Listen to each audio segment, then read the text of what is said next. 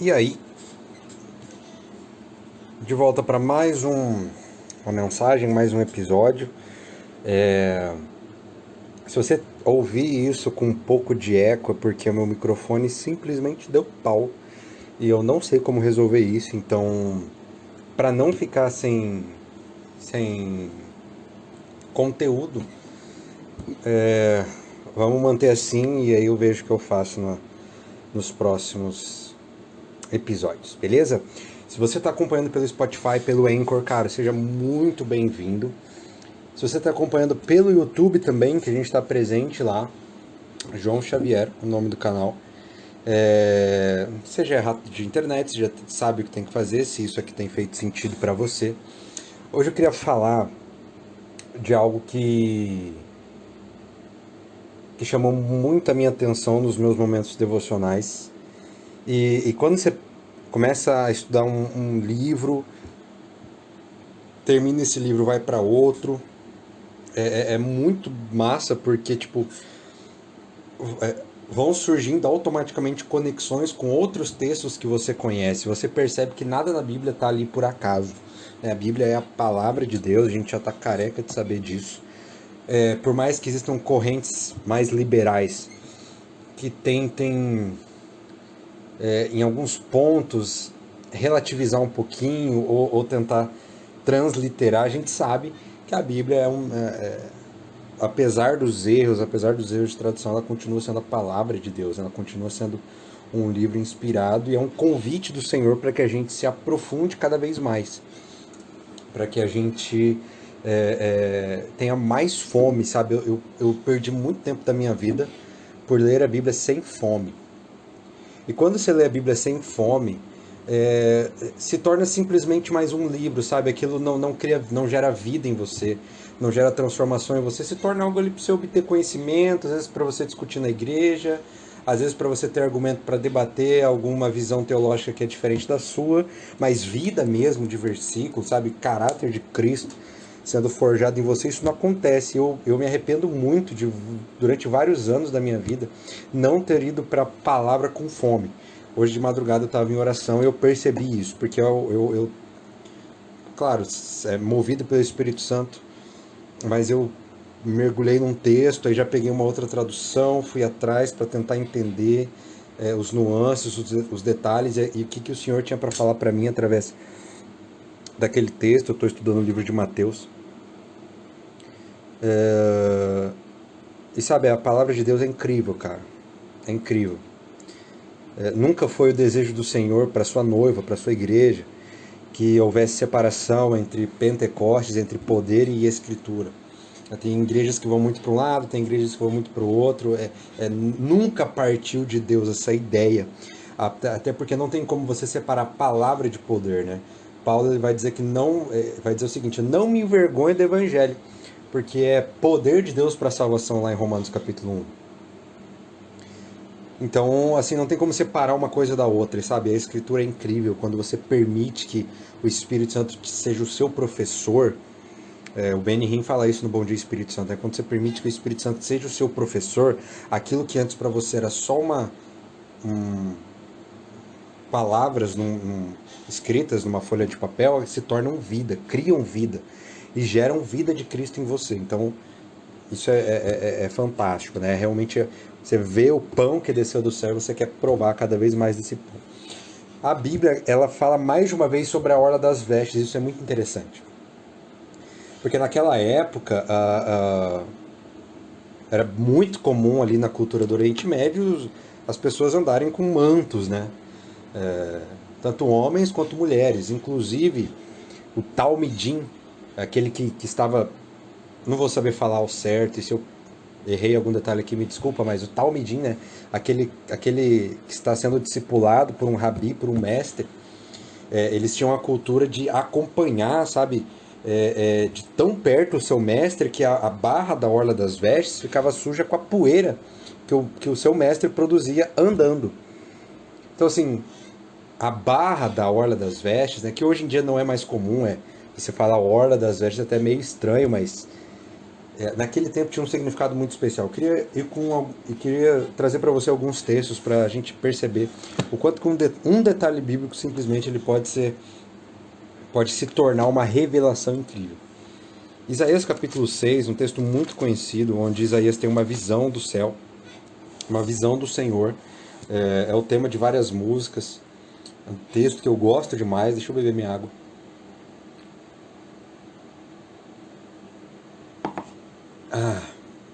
Eu geralmente costumo falar muito rápido. E eu estou trabalhando isso de falar mais devagar, de não ser tão ansioso ao passar, porque a minha mente está borbulhando agora. Porque tem um monte de coisa para te passar, mas eu quero ser o mais didático possível, o mais cadenciado possível. Isaías capítulo 6, ele começa assim, ó. No ano em que o rei Uzias morreu. Isso aqui ó. Se você lê a Bíblia como se fosse mais um livro qualquer e não se atenta aos detalhes, você perde muito da revelação. Revelação não é informação. Se eu falar para você hoje que o dólar baixou para, sei lá, 3,99, sonho nosso, né? Baixou para 3,99, isso é uma informação. Uma informação. Indo para o contexto bíblico, revelação é quando eu não só leio a história do sacrifício de Cristo, mas percebo que aquele sacrifício foi necessário para que hoje eu e você tenhamos vida e vida em abundância. Isso é revelação. Porque então a história sai do campo da informação e entra no campo da revelação. Eu vejo muitos cristãos, muitos crentes obesos de informação e tendo pouca revelação. E uma igreja que para de queimar debruçada na revelação de quem Jesus é uma igreja que está fadada ao fracasso e à morte espiritual, ainda que tenha bons números de membros e tudo mais, bons números de dízimos. Se uma igreja para de queimar na revelação, ela pode até funcionar, mas ela não flui. Então a diferenciação entre informação e revelação é muito importante, porque a revelação é progressiva e ela vem única e diretamente do Senhor. Tá? É na relação que você descobre e tem acesso à revelação de Cristo. O ano da morte do rei Uzias era algo muito significativo, porque Uzias foi um rei muito bom, que levou ali a nação israelita a dias de muita prosperidade. Sabe, um rei íntegro, um rei temente a Deus, mas que também era um grande gestor, um grande líder. Portanto, quando ele morre, as pessoas ficam meio sem chão. Né? Então imagina que um grande líder da nação simplesmente morre, e aí tipo, você fica ali, né, um regime que não era democrático, era monárquico. Então realmente todas as esperanças eram depositadas no líder da nação, embora esse não fosse o desejo original de Deus. Mas existia uma esperança, sabe, de você, existia uma esperança encarnada ali, depositada ali, que foi muito suprida e que os israelitas tinham na figura de Uzias um grande líder da história. Por isso que quando fala no ano da morte do rei Uzias, fala de um ano de desesperança, um ano onde você não conseguia enxergar o próximo passo. E às vezes, muitas vezes na nossa vida é assim, momentos que a gente não consegue enxergar o próximo passo, momentos que tudo parece perdido, momentos que o plano que você tinha certeza que ia dar certo, agora você não tem mais tanta certeza assim, e a desesperança começa a ocupar o seu coração. Isso é natural, a gente não pode se culpar por isso, né? Mas esses momentos são, cara, verdadeiras, não sei se a palavra é feminina ou é masculina agora. São verdadeiras incubadoras, acho que é feminina.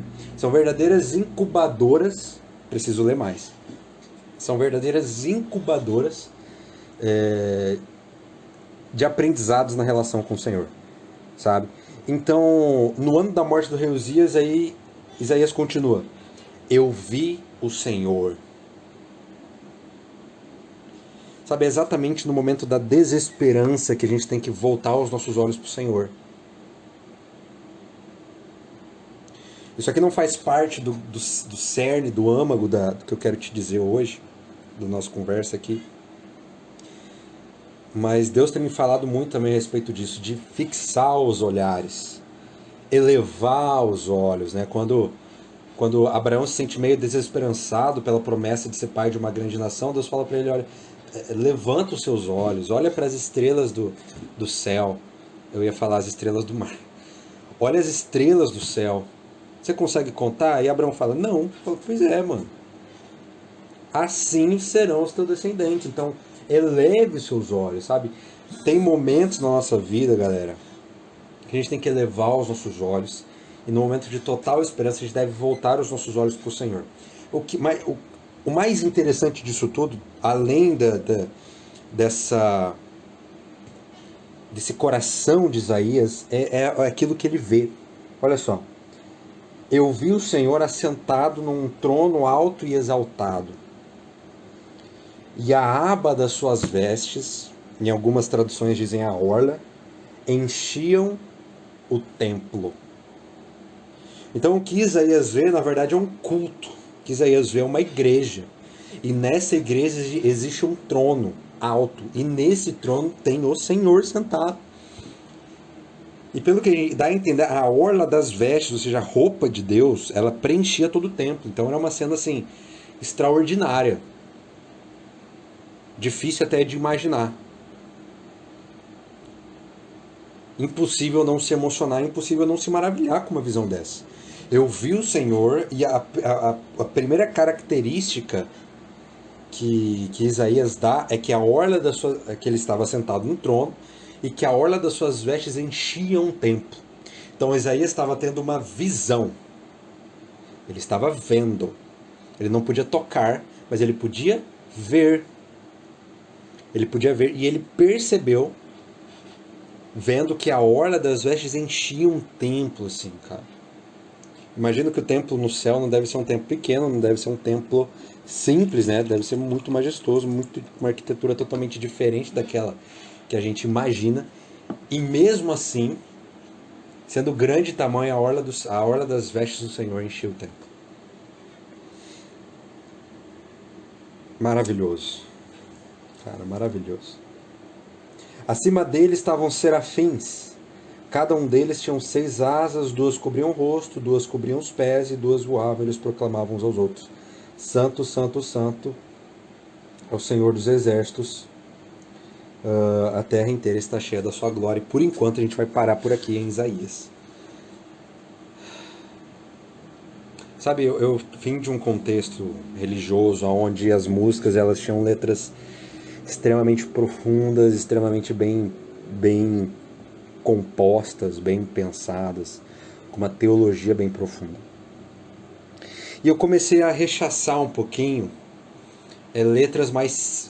quando eu tive o contato com músicas com letras mais simples, 3, 4 acordes e tudo mais, que ficavam repetindo. Mas quando eu volto, não estou dizendo que isso é errado, não quero estabelecer aqui uma doutrina, nem dizer aquilo que é certo e aquilo que é errado. Mas talvez a nossa perspectiva precisa ser mudada um pouco. Porque aquilo que os anjos declaravam sobre o Senhor não era algo complexo. Não era uma tese de mestrado, de doutorado, não era uma monografia. Era simples e preciso. Santo, Santo, Santo. Às vezes eu estou no momento de adoração no meu quarto. O Senhor tem me ensinado a não apenas liderar a adoração, mas principalmente adorar quando ninguém está vendo.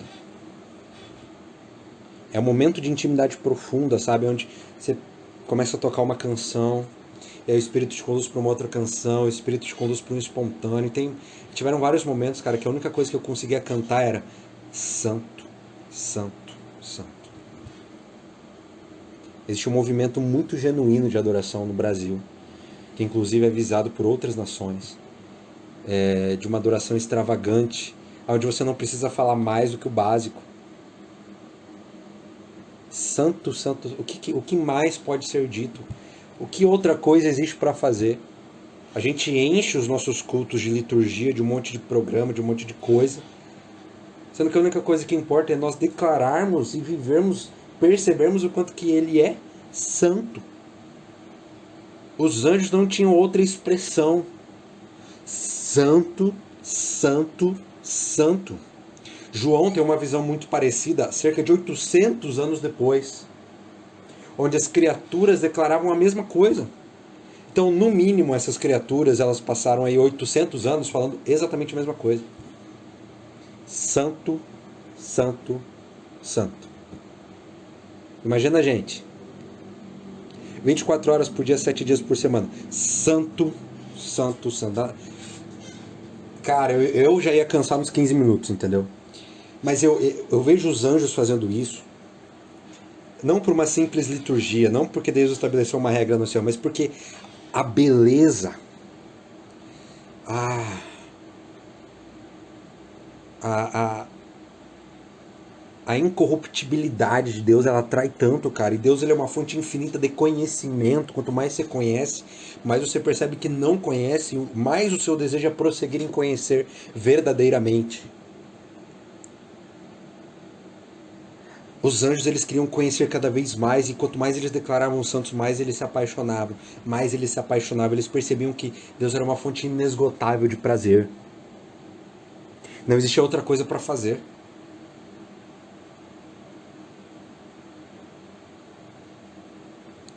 Falei de um intervalo de 800 anos, mas eu queria trazer um intervalo um pouquinho menor. Que aí agora, o verbo, né, se fez carne, João capítulo 1 declara, e o verbo se fez carne, a palavra verbo vem do grego logos. E logos foi um termo cunhado primeiro por Heráclito, um grande filósofo grego, na tentativa de tentar nomear algo ou alguém que regia o universo. Então ele acreditava que existia um poder, que existia um alguém ou um algo com mais tendência a crer que era algo que regia o universo. E como que ele denominou isso? Logos. A palavra logos que vem do grego. Se você for para o dicionário de grego bíblico, você vai ver que verbo é traduzido como logos. Ou melhor, logos foi traduzido como verbo. E isso foi replicado de maneiras diferentes, mas usando o mesmo termo por outros filósofos também, como a alma do universo, enfim. E João,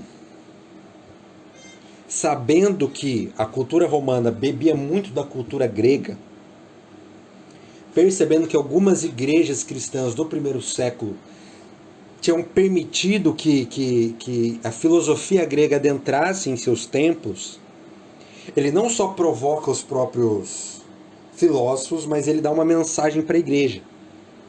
No princípio era logos, ou seja, aquilo que rege o universo não é algo, mas é um alguém. Quem andou entre nós não era simplesmente um homem, mas era Deus. E esse Deus habitou entre nós, e a palavra habitou, se a gente traduzisse da forma mais literal possível, seria tabernaculou, ou seja, o santuário, o tabernáculo, aquilo que era uma sombra do que viria a acontecer, do sacrifício no cordeiro, da aspersão, dos pães da presença, o véu que separava o santo dos santos. Agora, essa estrutura dada pelo próprio Deus se transformou em um homem. Então João deixa claro, olha, no princípio era logos. Aquilo que rege o universo, o centro, a alma, não é algo, mas é alguém. Esse alguém, ele tabernaculou entre nós. Por que eu estou fazendo toda essa construção dentro dessa temática Orla das Vestes? Porque existe uma história, não no Evangelho de João, mas no Evangelho segundo Mateus. E Mateus é extremamente, assim como Lucas, é extremamente detalhista. E eu amo os detalhes que Mateus traz, porque cada detalhe tem a sua importância, sabe?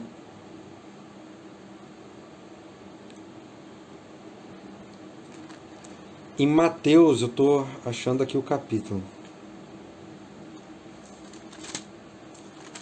Eu achei que era um capítulo, mas na verdade não era. Eu li esse texto há muito tempo.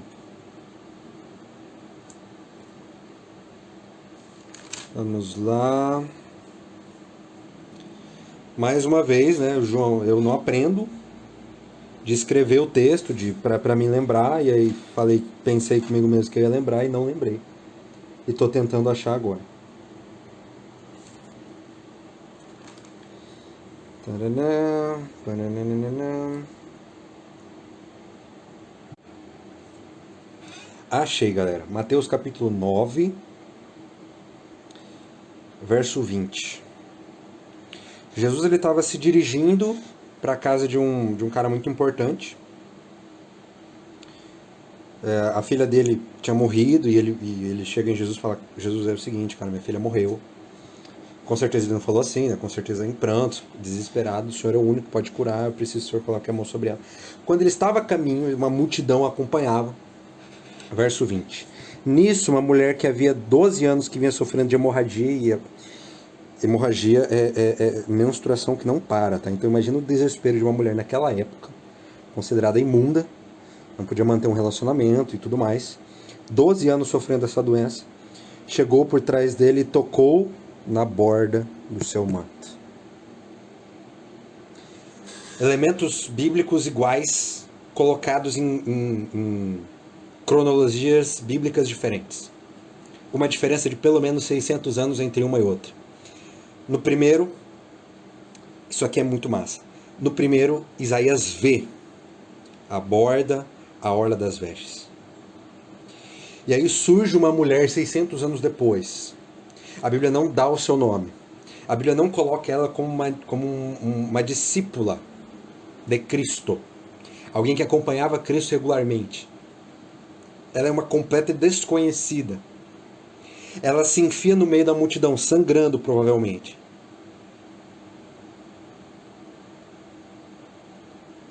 Sofrendo há 12 anos da mesma doença. Passando pela mesma humilhação há 12 anos. Quem fala que a Bíblia é um livro machista não conhece o verdadeiro e genuíno Evangelho. Como Paulo diz em Gálatas capítulo 3, verso 28, perante Deus não tem nem homem, nem judeu, nem grego. Entendeu? Quanto mais a gente investe em separar pessoas, né? Classificar, mais a gente separa. E essa mulher, ela não se importa com a multidão, tampouco com a sua doença. A única coisa que ela queria era: se eu somente tocar em seu manto, ficarei curada. Ela não toca na cabeça, ela não toca nas mãos, ela toca na borda das vestes. Querido, eu vejo muita gente com dificuldade de entender que o véu que separava já não separa mais. E permanece, ainda que de forma velada ou inconsciente, sob uma antiga aliança. Terceirizando o sacerdócio. Não se aproximando de Deus como poderiam. Não entendendo que Deus ele também é Pai. Não entendendo que Deus se fez homem. Você consegue entender a grandeza disso aqui? 600 anos antes, um grande profeta viu. Ele teve a grande oportunidade de ver. Mas 600 anos depois, teve uma mulher desconhecida que não tem livro na Bíblia. Não foi uma profeta. Mas que ela não apenas viu, mas ela tocou.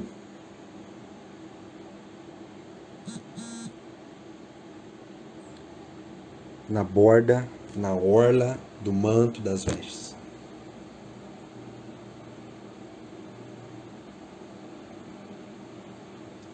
O que Jesus diz é: voltando-se Jesus e viu: ânimo, filha, sua fé a curou. E desde aquele instante a mulher ficou curada.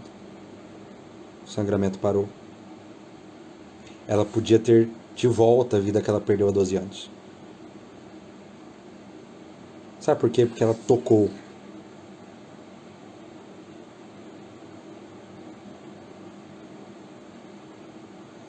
Às vezes o que a gente espera é um toque curador, mas às vezes o que Jesus quer é que nós o toquemos.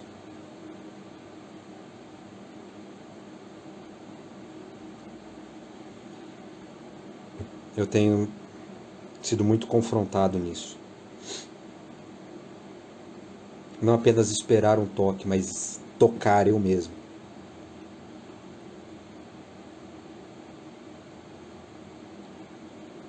Essa foi a única pessoa que fez Jesus dar meia volta.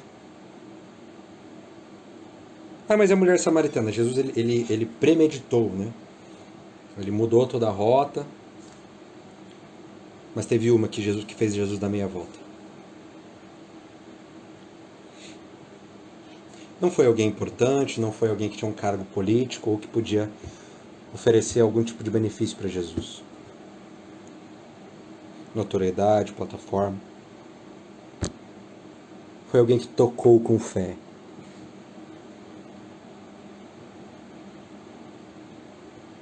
Mano, eu não quero que isso aqui seja uma belas palavras apenas. Tá cheio de grandes pregadores falando belas palavras. Eu sei que muitos têm vida com Jesus, são muito sérios naquilo que dizem, mas mais do que isso, eu quero que isso seja vida. Pra mim e pra você. Cara, às vezes falta a gente tocar a borda. Pra tocar a borda, pra tocar a orla, a gente tem que se esmeirar no meio da multidão, a gente tem que estar cotovelada, correr o risco de ser pisoteado, achincalhado, humilhado, perder reputação, perder seguidor. Mas não existe lugar melhor. Não existe outra coisa para fazer. Santo, santo, santo. E eles repetiam: santo, santo, santo. Santo, santo, santo. Não tem outra coisa para falar, não tem outra coisa para fazer.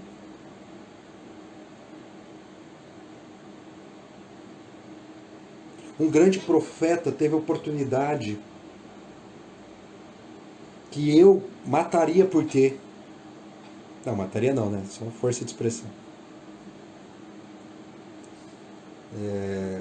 Mas que eu faria tudo para ter. Que é de ver. Mas eu fico com uma dúvida também, uma pulga atrás da orelha, se eu não preferia tocar. Não estou falando que a mulher é melhor que o profeta ou vice-versa, não é isso. É questão do que estava posto.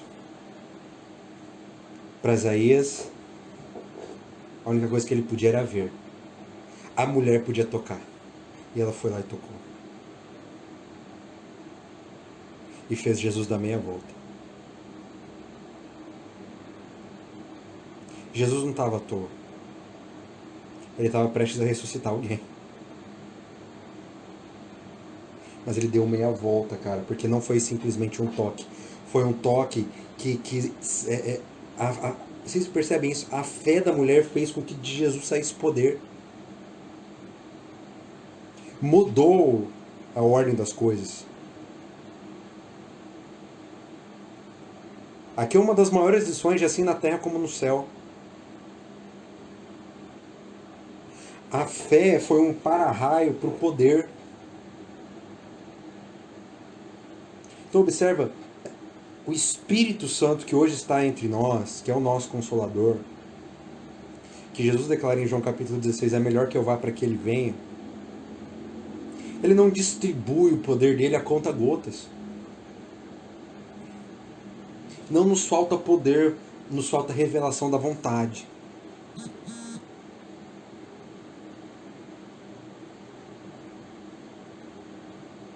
Muitos estão desesperados pelo poder, mas não estão dispostos a entrar na multidão, a subir no monte e a ter revelação da vontade. Um outro texto logo em seguida, esse aqui eu lembro onde é, que eu li recentemente. Depois de atravessarem o mar, Mateus capítulo 14, a partir do verso 34. Depois de atravessarem o mar, falando dos discípulos, né, de Jesus, chegaram a Genezaré. Quando os homens daquele lugar reconheceram Jesus, espalharam a notícia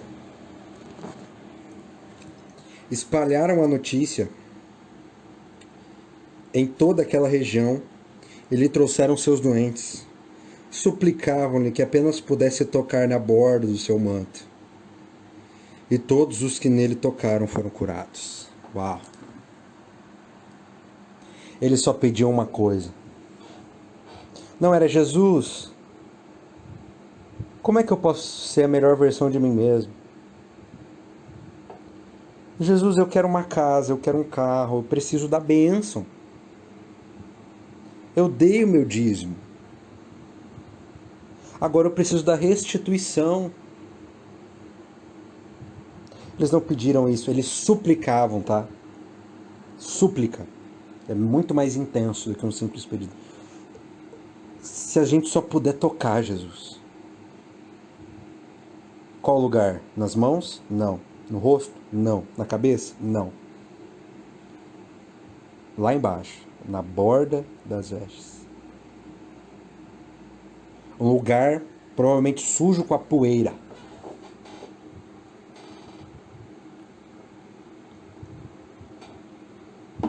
O lugar da roupa menos higiênico. Mas eles não estavam nem aí se era higiênico ou não, se era o lugar mais sujo ou não. Eles estavam dispostos a tocar até a orla das vestes. Sabe, está nos faltando um pouquinho de fome. Pela simples orla das vestes.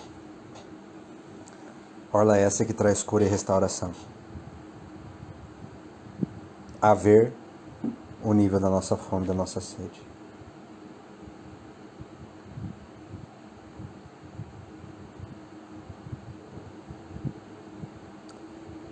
Cara, isso tem me pegado demais. Quando eu penso em Isaías, eu lembro que maravilhoso, mas quando eu lembro dessa mulher, que eu não sei nem o nome, eu penso algo é extraordinário, velho. Um viu, a outra tocou. Um viu e obteve a esperança novamente, outra viu foi curada. Tudo pela orla das vestes. Os anjos continuam dizendo: a terra está cheia da sua glória. Eu sonho com um dia que a terra vai estar cheia da glória de Deus. Glória é essa que produz unidade. Glória é essa que produz revelação do Cristo. E eu vivo apenas pela glória, não minha, mas a glória de Deus. E eu só quero tocar nas vestes.